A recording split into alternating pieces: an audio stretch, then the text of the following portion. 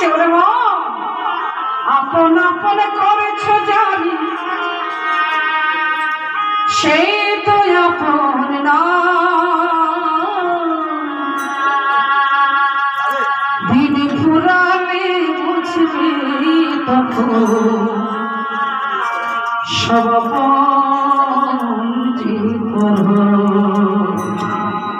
হয়তো আজকে তার শেষ দিন জীবনে, তাই বারবার ভুগতে ভুগতে কাঁদছে আর নিজের বিবেক দংশন করছে। আপন আপন করেছ